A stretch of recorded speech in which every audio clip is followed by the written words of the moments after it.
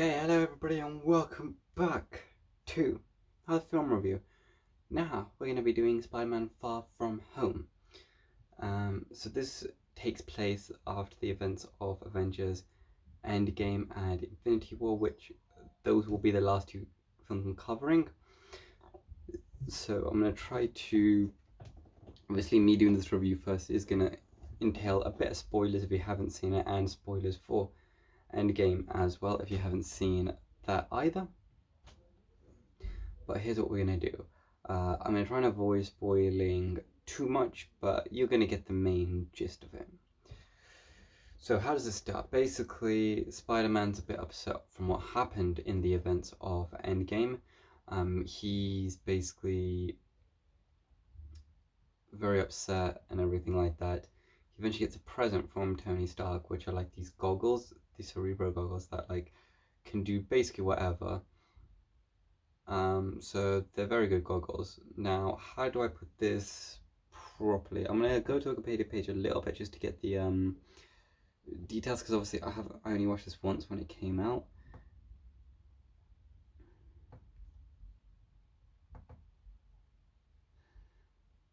Let's see.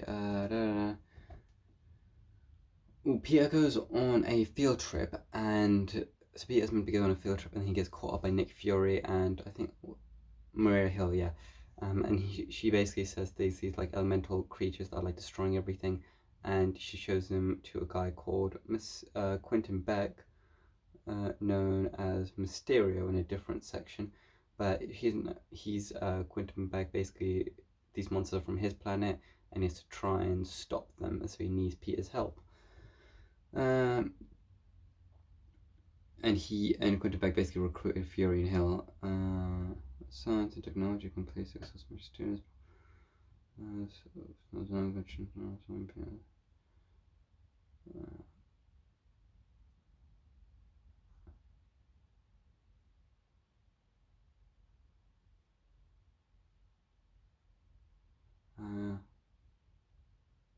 Oh yeah, at first he doesn't want to do the phone calls. He keeps ignoring Fury's phone calls again and again until he gets on the trip, and then Fury eventually catches him on the trip when they're in Italy.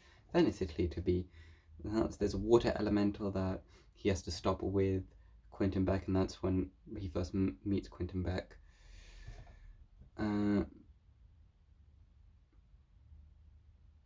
Oh, he gives him the glasses after that are known as Edith.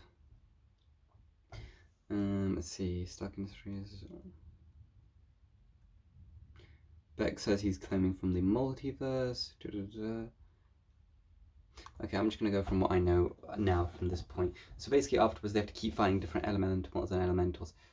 Peter does not think he is ready for this responsibility of using these glasses, because they're very advanced glasses.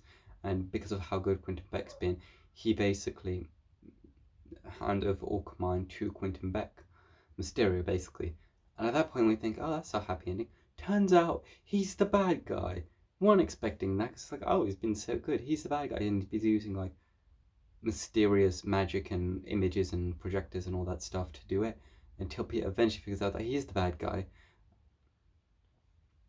And he was not helping, and now he has the most powerful glasses in the entire goddamn world, and he's planning to destroy stuff to all that. All the fights and the elementals was all fake.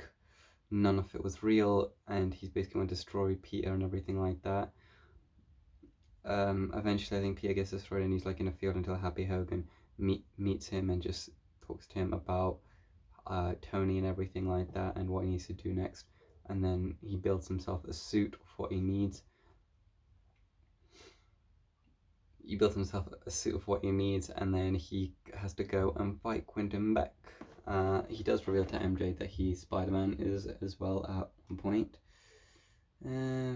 He figures out a plan to distract Quentin Beck with all the, because he has the glasses, he knows what's happening, so he finds so many ways to distract him, eventually gets to him and stops him. Before he does that, because Quentin feels like he's going to lose, he does a pre-videoed message, and he makes it look like Spider-Man's the bad guy.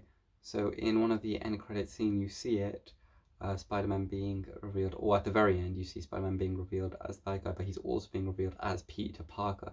So everyone now knows that Peter Parker is Spider-Man. Everyone knows that at the end. In terms of a movie after Infinity War, Endgame, this was an incredible way to start it off with Spider-Man. Obviously, there are going to be more coming out soon, like the Black Widow origin story, and there's probably going to be a little bit more after that, but we don't know when those films are going to come out anytime soon, when the next like big Marvel film after Black Widow is going to come out, what production's going to be.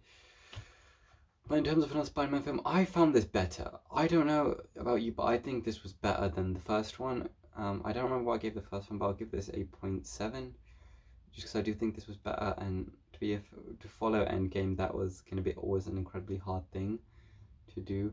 So I can't remember if this was the end of the Infinity Saga. I feel like Endgame was, and this is the start of something new, or Endgame was the penultimate one, and this was just like what happened after, slightly for Spider-Man a little bit. And then the end credits screen. Actually, I'm not going to spoil that for you. You don't need to. You can just Google it or look on the internet to see what that is. But yeah, just a couple more film reviews to go. Big fan of the Spider-Man one, and I will see you guys for another review another time. Alright, bye.